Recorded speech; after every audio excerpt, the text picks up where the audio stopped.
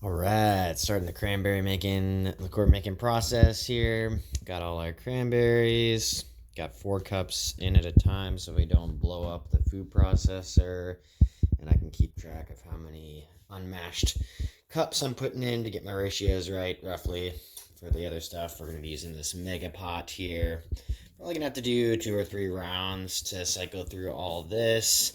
I'll pull out all the spices and fruits next and get things ready. So we've mashed the first 4 cups of berries, and we're just going to do this to like half of them for now. I think I can do everything in 2 batches, and I'm just going to transfer it over to the pot where I'll be mixing all the water and sugar and fruits and all that good stuff once all the cranberry is mashed up. So we got our citrus here. This is our total citrus for 2 batches. So we're going to split this in half. I'll cut half this lemon, 1.5 limes, 4 of these orange cuties, since they're out of oranges in Valdez currently. So we're making do with what we got. Chop those up and put them into our first batch of this. I've also calculated what we need for our ratios here. So we've got, basically, this is what we're doing. We've got 4 cups per pound, and in this one, we've got 16 cups in this batch, so that means we got 4 pounds in this first batch. For 3 pounds, it calls for 6 cups of sugar and 3 cups of H2O, so I figured that out basically per pound. So now we're going to be using 8 cups of sugar, 4 cups of water. We'll figure out I'll chop up all these fruits here. I've got kind of my spice list here. We've got some cinnamon ground, some ground cloves, some cinnamon sticks. That'll be for the end. We got some nutmeg and some allspice. And we'll mix all that together here after we chop these fruits. So I've chopped up the fruits. You want to get them like pretty small. They'll soften up a little bit as you cook them, but yeah, you don't want them to be too big depending on like what vessel you're going to store them in, because I found I used to chunk them into like big slices, and then I couldn't get them out of the lid and into the cheesecloth because they will absorb a lot of that good juice. You want to get them all out of the bottles when it's time to squeeze out and finish up the batch. So I'm going to chuck them in here with the spices, the water, and the sugar, and I'll show you that as we start to simmer all that together, pre-alcohol. So this part's a little more subjective. I am using my spices. We got ground cinnamon, cloves, nutmeg, and allspice happening. And I just put like more cinnamon than anything, and probably second most like allspice, a little bit more nutmeg, and the cloves are pretty strong, so just a little bit of those. And yeah, like usually I'll just start heating this up. It's got everything in there with the sugar and everything now. It's just starting to heat, so we're not even really warm. But once it starts actually getting warm and simmering a little bit, take a little taste, see how you like it, adjust accordingly, because it'll end up pretty similar in the end. So it simmered for a minute here, or a few minutes, probably like 10 minutes of simmering. So everything gets pretty well integrated in there. Now we let it cool before we add the alcohol.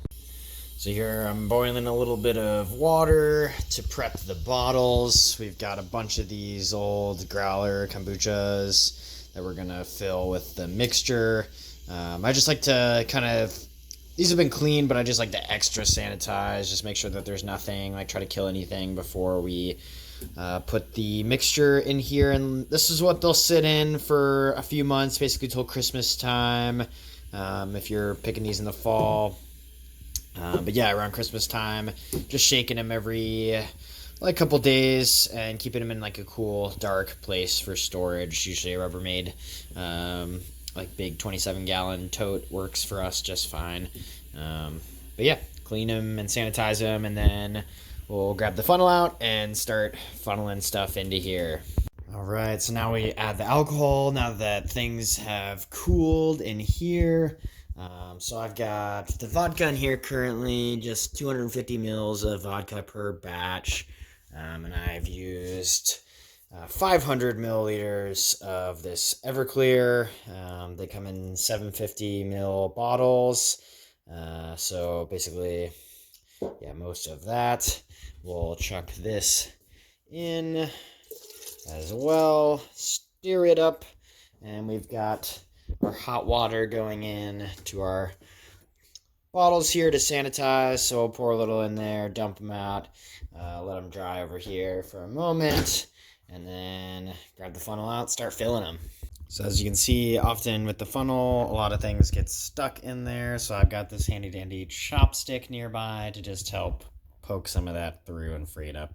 Also, a wise word of warning, this stuff splashes, so don't wear anything that you like really care about or white clothes that you can't bleach. Tie-dye works great.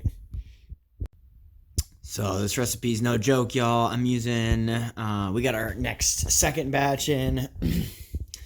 It's exactly half the size of our first batch, cranberries wise. So I cut the citrus in half. I'm cutting the sugar and water in half, which means we actually didn't use 8 cups before. We used the magic number 7. So now we're splitting that in half. We got 3.5 cups roughly here of sugar. No joke, y'all. This is a lot of sugar. Instead of, now we had 6 cups in the last of water, so we're going to put 3 cups in this one, and we'll do half the alcohol after we cook it down. Now, our second batch has cooked for, another 10 or 15 minutes, and now we're going to let it cool before we add the liquor and bottle this up as well. All right, we've made all of our liqueur. It's all bottled up over there, but as you can see, the next step is going to be cleaning up all of this bloody cranberry mess that has sort of splashed and stained everywhere. So everything's bottled up here. We've gotten all of our roughly 2 gallons of picked cranberries in a jug have become 5 growlers full of unfinished liqueur. Once this all just sits for a while, we're gonna shake it up every couple days or every week or so as we get nearing the holiday season. It'll be ready. I'll be back for Christmas to bottle these up, and usually we'll get out of these 5, maybe a little over half once we get through the cheesecloth. So a bit of a smaller batch this year, just kind of close friends getting maybe 3 or 3.5 completed liqueur bottles when all is said and done come Christmas time. All right, the fun part begins. Cleaning up. Peace. So now our kitchen is spick and span. Everything's all cleaned and drying. Only took a minute. We ended up with just shy of 5. This one's maybe, you can see kind of there, say like, call it like 4 3/4 full here. Oh, tsunami alarm's going off. Well, just testing one.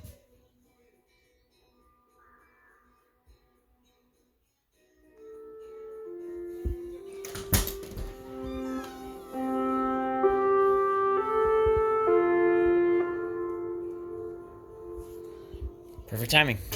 And that's all, folks. Till next year.